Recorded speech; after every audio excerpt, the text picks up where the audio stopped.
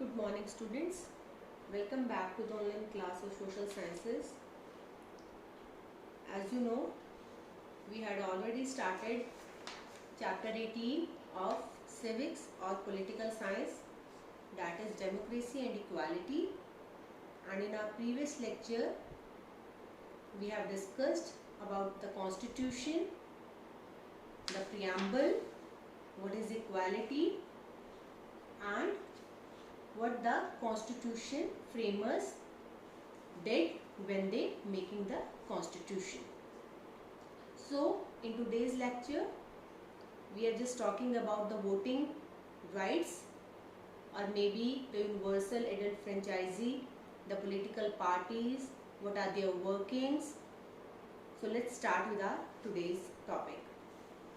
So in class 6 we have read that in a democracy everyone is equal. जैसे मैंने आपको previous lecture में भी बताया था बेटा कि जो आपका ये टॉपिक है, जो आपका ये लेसन है, that is related to the word democracy and the equality. तो आपने क्लास 6 में चीज रीड की है कि दैट इन अ डेमोक्रेसी, जब भी एक डेमोक्रेटिक कंट्री की बात होती है, and we know this thing very well कि India is a democratic country. तो जब भी हम डेमोक्रेसी की बात करते हैं तो डेमोक्रेसी में क्या चीज होती है? Everyone is equal. It means equality plays a very important role in a democratic country. Our constitution has granted universal adult franchise. अब हमारे कॉन्स्टिट्यूशन ने हमें क्या चीज दी है? फर्स्टली तो हमें एक इक्वालिटी का राइट, सेकेंड हमारे पास क्या है? Universal adult franchise. वो क्या चीज होती है? उसमें क्या होता है बेटा? राइट टू वोट, कि हमारे पास क्या आ जाते हैं? वोटिंग राइट आ जाता है. और ये वोटिंग राइट हमारी कंट्री में किस एज में मिलता है? जब हमारी एज 18 इयर्स या 18 इयर्स से अबव होती है. Right to vote to everyone who is above 18 years without any discrimination of caste, colour, religion, region और लैंग्वेज. जब भी किसी सिटीजन की एज बच्चे 18 या 18 से ज्यादा होती है, बिना किसी डिस्क्रिमिनेशन के, बिना किसी बार सिस्टम की कि क्या उसका कलर है, क्या उसकी क्रीड है, किस रिलीजन से वो बिलोंग करता है, किस रीजन से वो बिलोंग करता है, क्या वो लैंग्वेज स्पोकन आउट करता है, without these of the discrimination every citizen of India और in a democratic country the person have a right to vote.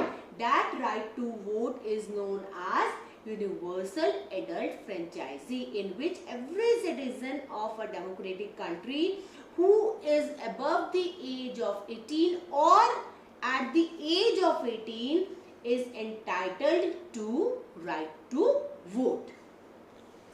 One man, one vote was the most courageous step of the constitution framers. One man one vote, एक person की एक ही vote count होगा. ये नहीं कि एक person अपना number से जितनी मर्जी चाहे वोट दी जाए. नो, ये सबसे बड़ी एक सबसे इंपॉर्टेंट टास्क होता है इलेक्शंस में या वोटिंग के लिए. जब भी हम ये चीज को इलेक्शंस में यूज करते हैं, one man one vote was the most courageous step of the constitution framer. और हमारे कॉन्स्टिट्यूशन जो फ्रेमर्स थे, जिन्होंने हमारे कॉन्स्टिट्यूशन को फ्रेम किया था, ये एक सबसे इंपॉर्टेंट स्टेप था कि एक पर्सन को सिर्फ एक ही वोटिंग राइट मिलेगा. As the most Indians were illiterate and poor at that time. Reason क्या था इसके पीछे कि एक पर्सन एक वोट? क्योंकि बहुत सारे जो हमारे पीपल थे बेटा, पुराने टाइम में क्या थे, बहुत सारे जो इंडियंस थे हमारे, बहुत सारे जो सिटीजन्स थे, वो क्या थे? इलिटरेट थे और पुअर थे. उनको नहीं पता था, क्या होता था कि उनको पता ही नहीं चलता था कि किस तरीके से we have to use the voting system, क्या करना है, किस तरीके से वोट को कास्ट किया जाएगा. वो जाते, अगर हम इस तरीके का कोई भी स्टेप ना लेते तो एक एक पर्सन पता नहीं कितने वोट कर देता, पता नहीं किस तरीके की गवर्नमेंट बन जाती, पता नहीं किस तरीके के रिप्रेजेंटेटिव्स हमें मिलते. तो कॉन्स्टिट्यूशन फ्रेमर्स ने इस चीज को दिमाग में रखा कि एक पर्सन को सिर्फ एक ही वोटिंग राइट, एक ही वोट का राइट क्या होना चाहिए? मिलना चाहिए. So one man one vote, this is the very important feature of a democracy. The people of India cast their votes and elect their representative for a fixed period. जो India के people हैं, जो India के citizens हैं बच्चे, जो 18 years या 18 years से above age के हैं, वो अपनी वोट को कास्ट करते हैं और अपने रिप्रेजेंटेटिव को, अपने कैंडिडेट को चूज करते हैं एक फिक्स पीरियड के लिए. फिक्स पीरियड का क्या मतलब है? यू नो दिस थिंग कि हमारे इलेक्शंस का जो टेन्योर है बेटा वो 5 years का है. मतलब फिक्स पीरियड मतलब 5 years के लिए जो सिटीजन्स हैं, जो पीपल हैं, वो through the elections when they cast their vote they have a right to choose their representative which they wanted. These representatives run the government according to the wishes of the people. अब बेटा जो भी representative को choose किया जाता है वो क्या करता है? पीपल की विशेस के अकॉर्डिंग ही गवर्नमेंट को क्या करते हैं? वो रन करते हैं, गवर्नमेंट को चलाते हैं. अब जितने भी हम अपने MLAs बनाते हैं तो वो क्या करते हैं? जो उनको लगता है कि ये इस सोसाइटी में या इस कम्युनिटी में इस चीज की रिक्वायरमेंट है तो वो क्या करते हैं? उस रिक्वायरमेंट को फुलफिल करते हैं. अगर वो रिक्वायरमेंट को फुलफिल करते हैं, अगर वो लोगों की विशेस के अकॉर्डिंग वर्क करते हैं तो डेफिनेटली नेक्स्ट प्लान में भी क्या सोचते हैं लोग? नेक्स्ट टेन्योर में क्या सोचते हैं सिटीजन? कि यस इनका वर्क अच्छा था तो वो उसको दोबारा रिपीट करते हैं. But if the elected representative didn't work according to the wishes of the people, then what the people would do at that time? उसको दोबारा रिपीट ही नहीं करेंगे, वो उसको रिमूव कर देंगे, उसको इलेक्शन में वोट ही कास्ट नहीं करेंगे. वोट कास्ट नहीं करेंगे तो वो इलेक्शन नहीं जीतेगा, इलेक्शन नहीं जीतेगा तो रिप्रेजेंटेटिव ही नहीं बनेगा. तो if the representative has done their work in a good manner, definitely there would be a chances to repeat that candidate again in the next tenure. So if the elected representative do not do so, people do not vote for them in the next election. People also keep a close watch on the activities of the representative to guard their rights as granted by the constitution. जो भी people होते हैं, जो भी citizens होते हैं, जो अपने representative को choose करते हैं, वो पूरी की पूरी एक जिसे कहते हैं ना वॉच रखते हैं, keep an I on the representative कि किस तरीके से वो रिप्रेजेंटेटिव्स काम कर रहे हैं, कि जो राइट्स उनको मिले हुए हैं, जो सिटीजन्स के राइट है वो उनको एक्सप्लॉइट तो नहीं कर रहे हैं, जो कॉन्स्टिट्यूशन ने पीपल को राइट ग्रांट किए हुए हैं. अब लुक एट द कार्टून. अब आपके पास ये सामने कार्टून नजर आ रहा है आपको, ठीक है ना, जिसमें क्या है? आपको पॉलिटिकल लीडर दिख रहा है जो बिल्कुल ही क्या हुआ है? उल्टा, ठीक है ना. और एक पीपल दिख रहा है व्हाइट ड्रेस में, ठीक है ना. वो क्या बोल रहा है? मेरे पास वोट है. मेरे पास वोट का मतलब I am the people, I am the citizen of India who has the power of vote, जिसके पास वोटिंग का राइट है. क्योंकि पीपल अगर वोट नहीं करेंगे तो कोई भी पॉलिटिकल पार्टी का कैंडिडेट कभी भी इलेक्शन को विन नहीं कर पाएगा. तो सबसे बड़ी डेमोक्रेसी में क्या चीज होती है? दैट वो किसकी गवर्नमेंट होती है? पीपल्स गवर्नमेंट होती है. पीपल अपनी गवर्नमेंट बनाती है और किसी के पास राइट नहीं होता. तो all the powers are in the hand of the people. That's why we call कि yes we live in a democratic country. अब इस कार्टून को देखा आपने? The politician make promises to lure the voter. अब जो पॉलिटिशियन है, ठीक है ना, वो क्या करते हैं अपने इलेक्शंस के टाइम पर? व्हाट दे डिड, वो बड़े फेक प्रॉमिसेस करते हैं, लूर द वोटर्स, बड़े उकसाते हैं वोटर्स को कि हम ये कर देंगे, फेक प्रॉमिसेस करेंगे, हम स्कूल्स बनवा देंगे, हम रोड्स बना देंगे, हम आपके लिए ये वाला डिपार्टमेंट वो ओपन कर देंगे, ये फैसिलिटीज आपको देंगे. वो क्या क्यों करते हैं? Why they did it so, why they do it so? Reason क्या होता है कि वोटर्स उनकी इन बातों को सुने और उनको वोट करें और वो इलेक्शन को क्या करे बेटा? विन कर जाए. But the voter is confident of the power of his vote. But voter जो होता है, जिसने वोट कास्ट करनी होती है, जो सिटीजन्स होते हैं 18 ईयर्स या 18 ईयर्स से अबव वाले, उनको पता होता है कि उनकी जो वोटिंग पावर है उसमें कितनी ज्यादा कैपेसिटी है कि वो किसी भी कैंडिडेट को या तो विन करा सकते हैं या किसी भी इलेक्शन में लूज करा सकते हैं. सो वोटर क्या होते हैं? बहुत ही ज्यादा कॉन्फिडेंट होते हैं अपने वोटिंग राइट्स को लेकर. Elections are the basis of equality.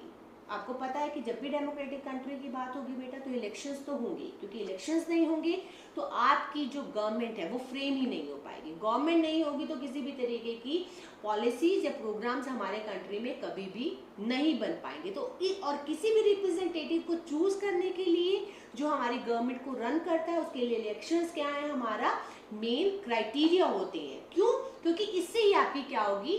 जो इक्वालिटी है वो मेंटेन रहेगी. Many political parties participate in elections. और आपको पता है कि in India we have to follow the multi party system. Multi party system क्या होता है बेटा? जहाँ पर एक सिंगल पार्टी नहीं है, जहाँ पे बहुत सारी पार्टीज है. आपके पास कांग्रेस है, आपके पास बीजेपी, आपके पास समाजवादी, आपके पास आप है. There are so many parties. मतलब सबके सब क्या करते हैं? पार्टिसिपेशन करते हैं. और क्या है, जो इंडिया के सिटीजन है उनके पास चॉइसेस है. उनके पास चॉइसेस रहती है कि वो किस पार्टी को क्या करेंगे, वोट करेंगे. Each political party is an organized group having its own policies and program. और सभी political parties के बेटा एक ग्रुप होता है बहुत बड़ा, एक बहुत ही ऑर्गेनाइज्ड ग्रुप होता है जिसकी अपनी अपनी क्या होती है, पॉलिसीज होती हैं और प्रोग्राम्स होते हैं कि उनको किस टर्म्स पे क्या करना है, किस पॉलिसीज के साथ काम करना है, क्या क्या प्रोग्राम्स आगे के लिए डिसाइड करने हैं. ये नहीं है कि सभी पार्टीज के सेम होंगे. No, every party have their own ideologies.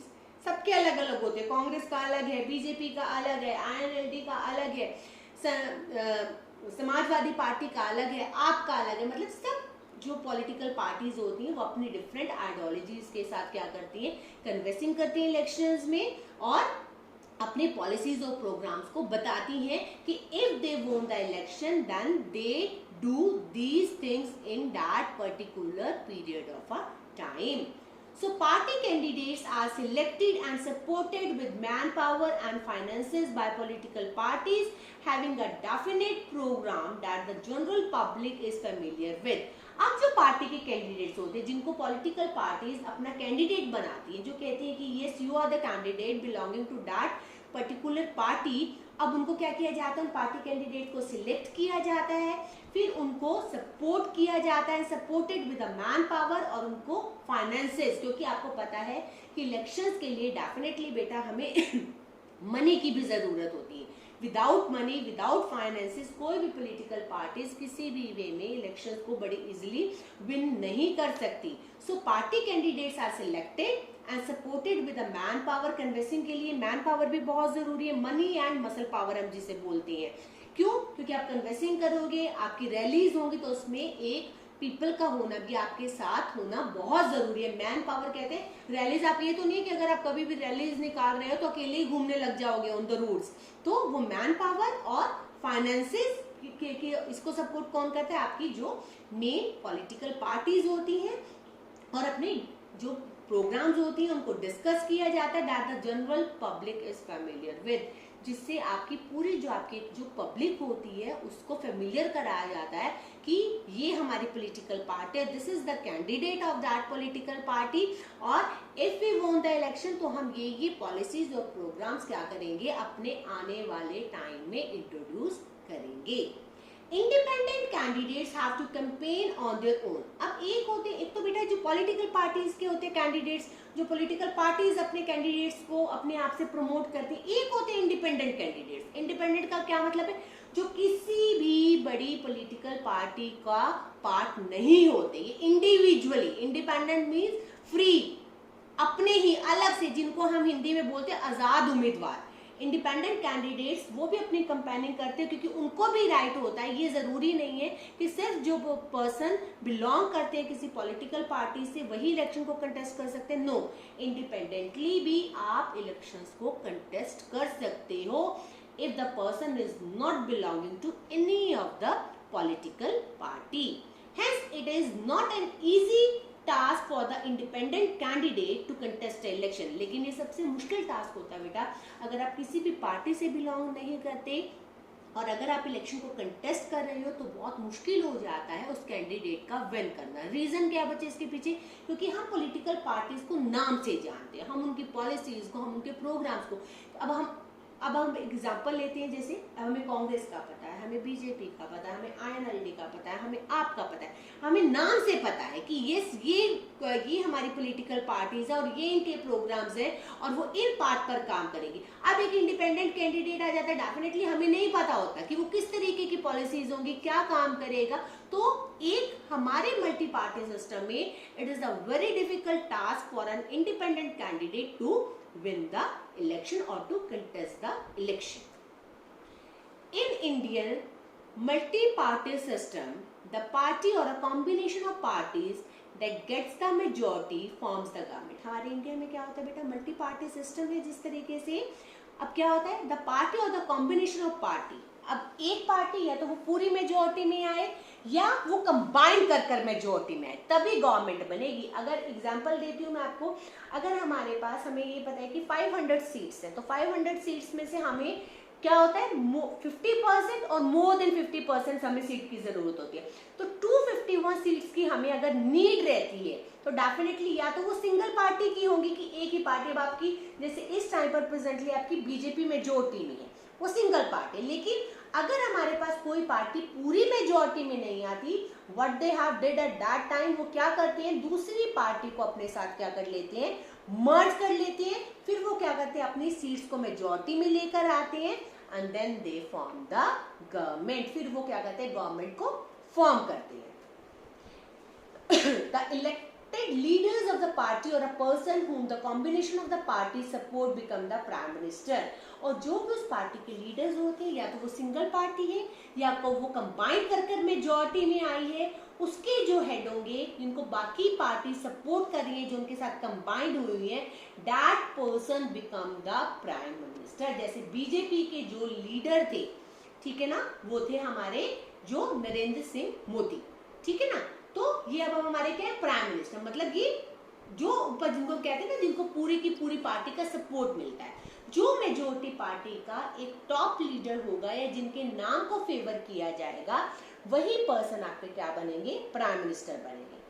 A party और combination of parties that fails to get majority of seats in the election performs the role of opposition. अब बेटा जो मेजोरिटी में आ गई, ठीक है ना, वो तो हमारी हो गई रूलिंग पार्टी जिसने गवर्नमेंट बनाई. अब एक पार्टी जो दूसरी पार्टी हमारे पास रह जाती है, या बहुत सारी पार्टी जो इलेक्शन को विन नहीं कर पाती, जिनको मेजोरिटी नहीं मिलती, जो ऑपोजिट होती है, उस पार्टी को हम क्या बोलते हैं, ऑपोजिशन. जैसे प्रेजेंटली हमारे पास ऑपोजिशन में कौन सी गवर्नमेंट है, कौन सी पॉलिटिकल पार्टी है, sorry, that is the Congress one. Ruling is the BJP and opposition में कौन सी है, Congress. It keeps a check on the activities of the ruling party and protects the right of the people. और जो आपकी opposition party है बच्चा, ये क्या काम करती है, इसका क्या काम होता है, इसका काम क्या होता है कि सिर्फ जो काम कर रही है आपकी रूलिंग पार्टी, जो आपकी गवर्नमेंट को चला रही है, उस पर चेक रखना कि जो एक्टिविटीज वो परफॉर्म कर रही है, जो पॉलिसीज वो परफॉर्म कर रही है, जो प्रोग्राम्स को वो इम्प्लीमेंट कर रही है, is these programs are beneficial or for the welfare of the people or not. It keeps a check on the activities of the ruling party and protects the right of the people. कि क्या जितने भी programmes को implement किया गया है वो peoples के अगेंस्ट तो नहीं है, तो ये सारा काम कौन करती है, opposition. That's why in a democratic country we have already said these lines कि हमारा ऑपोजिशन बहुत ज्यादा क्या होना चाहिए बच्चे, स्ट्रांग होना चाहिए. अगर वो स्ट्रांग नहीं होगा तो रूलिंग पार्टी को किसी भी तरीके की मनमर्जी करने का क्या हो जाता है, पूरा का पूरा मौका मिल जाता है. अगर हमारी ऑपोजिशन स्ट्रांग होगी तो डेफिनेटली हमारी रूलिंग पार्टी वो सोच समझकर देखकर वर्कआउट करेगी. बिफोर इंडिपेंडेंस से पहले some sections of our society suffered from economic and social backwardness. बेटा जब तक हमें आज़ादी नहीं मिली थी, हमारे बहुत सारे सेक्शंस थे सोसाइटी के जो बहुत ज़्यादा जिनमें सफरिंग्स थी. वो कौन से थी, जो इकोनॉमिक बेसिस पर सोशल बैकवर्ड थे. बहुत सारी कम्युनिटीज़ ऐसी थी, बहुत गरीब थी, बहुत ज़्यादा पॉवर्टी थी, इलिटरेट थी, कोई भी फैसिलिटीज़ उनके पास नहीं थी. अब कॉन्स्टिट्यूशन ने क्या किया, जो फ्रेमर्स थे कॉन्स्टिट्यूशन की, the constitution of free India made special provisions for them so that everyone can live a life of dignity and enjoy equality. तो जब हमारा कॉन्स्टिट्यूशन बनाया गया, जिन्होंने हमारा कॉन्स्टिट्यूशन बनाया, the framers of our constitution, उन्होंने एक स्पेशल प्रोविजंस बना दिए. किस लिए बना दिए कि ऑल पीपल, जो हमारी सोशल बैकवर्डनेस थी, जो हमारे इकोनॉमिक बेसिस पर जो लोग हमारे जिसको हम कहते हैं बैकवर्ड पीपल थे, उनको क्या किया गया, एक स्पेशल प्रोविजंस दिए गए कि उनकी भी जो लाइफ है, जो बैकवर्ड लोग हैं, उनकी भी लाइफ एक क्या हो जाए, एक डिग्निटी वाली हो जाए, सेल्फ रिस्पेक्ट वाली लाइफ वो सर्वाइव करे और उनको भी वही इक्वालिटी मिले जो हमारे अपर सेक्शंस ऑफ द सोसाइटी को मिलती है. It has entrusted the government with the responsibility of providing social, economic and political equality. और ये एक गवर्नमेंट ने, it has entrusted the government, और ये पूरी की पूरी रिस्पॉन्सिबिलिटी रही है गवर्नमेंट की कि इस बैकवर्ड सेक्शंस को, इस बैकवर्ड कम्युनिटीज को सोशली, मतलब पूरी सोसाइटी में, इकोनॉमिकली क्या होती है, पैसे के मामले में, कि उतनी अपॉर्चुनिटीज तो मिले, उतना काम तो मिले, और पॉलिटिकली भी कि जब भी इलेक्शंस हो या गवर्नमेंट बने, equality to all as a necessary condition, इन सभी के सभी लोगों को जो बैकवर्ड पीपल थे पूरी की पूरी ये सेम कंडीशंस मिले जो हमारे अपर क्लास पीपल को मिलती थी. Necessary conditions for the successful working of the Indian democracy. It means जितने भी हमारे बैकवर्ड लोग थे इनको एक स्पेशल प्लेस दी गई, एक स्पेशल प्रोविजंस बनाए गए कि इनकी भी लाइफ बैलेंस हो जाए, इनको भी एक डिग्निटी और सेल्फ रिस्पेक्ट मिले in the Indian society. As you know, the preamble grant us the equality of status and opportunity. अब हमने पहले भी देखा था बेटा कि प्रियम्बल, हमारे प्रियम्बल जो कॉन्स्टिट्यूशन की एक इंट्रोडक्शन है उसमें किस चीज को बताया था, इक्वालिटी को. इक्वालिटी किस चीज की, स्टेटस एंड अपॉर्चुनिटीज, कि सभी का स्टेटस, ये नहीं हम कह सकते कि ये हाई स्टेटस का, ये लो स्टेटस का, नो, all are equal, सबको इक्वल अपॉर्चुनिटीज मिलनी चाहिए. इफ आई एम एजुकेटेड और if I am belonging to the lower class, it doesn't mean that कि मुझे अपॉर्चुनिटीज नहीं मिलेगी. Yes, if I am deserving the higher jobs, तो definitely एक इक्वालिटी के बेसिस पर, एक अपॉर्चुनिटीज के बेसिस पर मुझे वो जॉब मिलनी चाहिए. इट डजंट मीन दैट कि if I belong to the lower community और द लोअर क्लासेस तो मुझे वो अपॉर्चुनिटीज नहीं मिलेगी. ठीक है ना. तो हमारे कॉन्स्टिट्यूशन ने इस तरीके के डिस्क्रिमिनेशन को क्या किया था, टोटली बैन कर दिया था. Our constitution also gives us the right to equality. हमारे कॉन्स्टिट्यूशन ने बेटा एक सबसे इंपॉर्टेंट राइट दिया था हमें, that is right to equality. मतलब ऑल पर्सन्स आर इक्वल, ये हमारा आर्टिकल 14 to 18 में हमारा सारा राइट टू इक्वालिटीज हमारे कॉन्स्टिट्यूशन में मेंशन है. The main provisions of this right are, और जिसके मेन प्रोविजंस हैं, जो मेन एजेंडाज हैं इस राइट की इक्वालिटी के, वो क्या क्या है बच्चे. First is all citizens are equal before the law. सभी सिटीजन्स बेटा लॉ के आगे बिल्कुल इक्वल है. ये नहीं होगा कि अगर कोई रिच पीपल है उसने क्राइम कर दिया तो उसको कोई पनिशमेंट नहीं मिलेगी, कोई पुअर है तो उसको पनिशमेंट मिल जाएगी. नहीं, सब इक्वल है. अगर क्राइम रिच ने किया है तो उसको भी पनिशमेंट मिलेगी, पुअर ने किया तो उसको भी मिलेगी. मेल ने की है, मेल ने अगर कोई क्राइम किया तो वो भी पनिशमेंट मिलेगी, फीमेल ने किया तो भी मिलेगी. It means all are equal in the eyes of law. Second, discrimination on the basis of religion, caste, gender और place of the birth is prohibited. कोई भी डिस्क्रिमिनेशन नहीं होगा. टोटली डिस्क्रिमिनेशन को बैन किया गया था. कोई भी रिलीजन के बेसिस पर, कास्ट के, जेंडर पे, प्लेस ऑफ बर्थ पर, हर एक डिस्क्रिमिनेशन को क्या कर दिया था बच्चा, बैन कर दिया गया था, बंद कर दिया गया था, प्रोहिबिटेड कर दिया गया था. Third one, everyone is entitled to equal opportunity in all the walks of life. सब पर्सन, जो भी सिटीजन है बेटा इंडिया का, उसको इक्वल अपॉर्चुनिटीज मिलेगी, चाहे वो इकोनॉमिकली है, चाहे वो सोशली है, चाहे वो पॉलिटिकली है. ये नहीं है कि रिच को ज्यादा मिलेगी, पुअर को नहीं मिलेगी, व्हाइट पीपल को ज्यादा मिलेंगी, ब्लैक को नहीं मिलेंगी, मेल्स को ज्यादा मिलेंगी, फीमेल्स को नहीं मिलेंगी. All are equal. All persons have the equal opportunities in all the spheres of the life. Fourth is the law gives equal protection to all. जो भी हमारा लॉ है बेटा, जो भी हमारी, जिसे हम जुडिशरी बोलते हैं, जहाँ पे लॉज को हम, जहाँ पर हम लॉज के बारे में बात करते हैं, वो पूरी प्रोटेक्शन देगा. वो ये नहीं है कि किसी को अलग देगा, फीमेल्स के पास कोई अलग प्रोटेक्शन है, मेल्स के पास कोई अलग प्रोटेक्शन होगी, रिच के पास अलग होगी, जो हिंदूज के पास अलग होगी, मुस्लिम्स के पास अलग होगी. नहीं, सबको वही सेम प्रोटेक्शन मिलेगी जो एक डेमोक्रेटिक कंट्री में मिलनी चाहिए. It means the laws will give the equal protection to each and every citizen of a country. एक और चीज थी बच्चा, हमारे कॉन्स्टिट्यूशन ने क्या किया था, हमारे कॉन्स्टिट्यूशन में क्या था, बैन किया गया था. जब हम इक्वालिटी की बात कर रहे हैं तब इक्वालिटी कैसे मेंटेन होगी. इक्वालिटी तब मेंटेन होगी जब हम एक अनटचेबिलिटी, जो हमारा प्रोसेस था, जो पुराने टाइम से चलता आ रहा था, कि जो छोटे लोग होते थे ना, जो एक लोअर कम्युनिटीज के होते थे, बैकवर्ड कम्युनिटीज के होते थे, तो वहां पर क्या सिस्टम चलता था, ये अनटचेबिलिटी का. तो उस चीज को हमारे कॉन्स्टिट्यूशन ने क्या कर दिया था, बैन कर दिया था। और कुछ अवार्ड्स, कुछ टाइटल थे जो मिलते थे पुराने टाइम में, राज बहादुर का, खान बहादुर का, इस तरीके के जो क्या कर रहे थे, जो टाइटल्स मिलते थे बेटा, इनको भी प्रोहिबिटेड किया था हमारे कॉन्स्टिट्यूशन में। क्यों किया गया था इनको बैन, क्यों इनको प्रोहिबिट किया गया था? क्योंकि because of these titles and because of these honours हमारी इंडियन सोसाइटी में क्या क्रिएट हो रही थी, इनइक्वालिटी क्रिएट हो रही थी, डिस्क्रिमिनेशन हो रहा था।